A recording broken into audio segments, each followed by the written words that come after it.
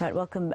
This start here. Last-minute flight cancellations have turned to anger at the country's airports. Kulula and British Airways flights have been cancelled due to safety concerns, but passengers say they weren't informed on time. And our reporter Heidi Giokos is at the Tambo International Airport. She's joined by Lindsay Dentlinger at the Cape Town International Airport. Let's start with you, Lindsay. At the Cape Town International Airport, a lot of people were telling you that they were not, communicated with on time. There was a gentleman you spoke to who said he needs to go to Durban, but there's no one there to give him more information, etc. Tell me more about what they're saying about the supply and demand thing. A lot of people are complaining about some other airlines upping prices so much just because of what's happening right now. Well, as you can see behind me, Maseko, now rather quiet. We're not seeing the same number of passengers trickling in like we saw earlier today. But beside the fact that people are, as you pointed out, having to shell out several thousands of rands hoping to get on another flight, which incidentally there aren't really any flights going on other airlines either. What people are really angry about this afternoon is the lack of accountability on behalf of Kulula and British Airways. So they're saying that these people knew, or the airline knew, that they are in this predicament. They shouldn't have made promises that they would return to flying today, and that they should have made better plans for their stranded passengers. It's not like the passengers owe them money. They are owing passengers, and they should have made contingency plans and take some accountability for what happened, even though these passengers say they acknowledge safety does come first. But you can imagine when you've spent a weekend away, when you've already shelled out money for an extra night in the hotel, when you need to be back at work, when you've got a business that's waiting for you to return to safety, perhaps not the issue that is top of mind for passengers when they are just wanting some type of alternative to get them home, given that they've already paid for their flight. So here's one of those really angry passengers I spoke to about half an hour ago. For me, I feel it's not on. I feel, British Airways are not taking us seriously. As management, my understanding is this is a high risk. They knew about this on Saturday when they grounded their planes. Management was not even supposed to sleep. My question to them is, how do they mitigate risk? Because this is a risk. They've got our monies. We don't owe them. They owe us a service. I must go back home. They don't care. Look at the counter.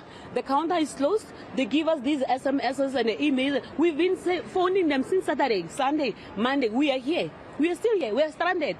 So we must now come up with another plan to go back home. Then we're going to struggle with our refunds. No, I think they must just take us seriously. Well, Heidi, this is a huge blow for COME, of course, business-wise, but the Civil Aviation Authority is saying that they are well within their rights because of safety concerns.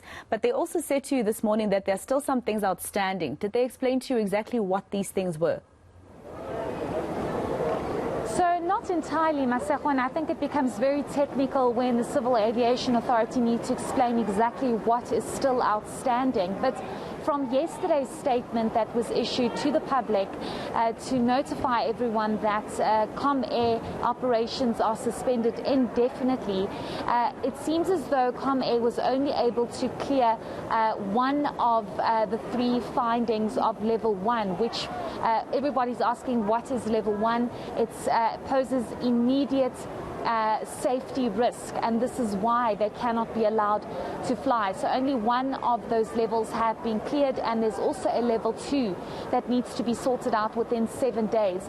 All of this relates to serious safety concerns and risks, and this all dates back to a first engine failure that ComAir faced in February, and the second one in March. It's a massive concern because the Civil Aviation Authority needs to ensure that all flights that take off and land are in a proper condition, are safe to fly, and nothing is going to happen to passengers on board. However, this has not been the case, and this is why the Civil Aviation Authority needs to investigate.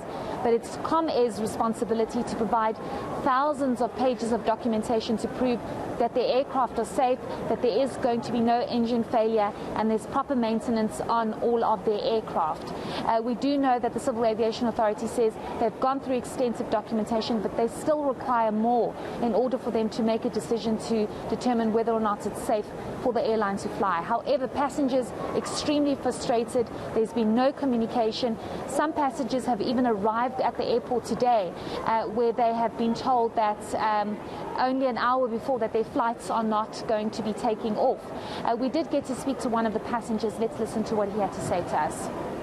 They've only communicated with me through SMS last night that they will find time for the closest flight for today. But there's not any arrangement that they've made. Hence, therefore, I came early. But surprisingly, when I arrived here, there's not anyone in the help desk to assist.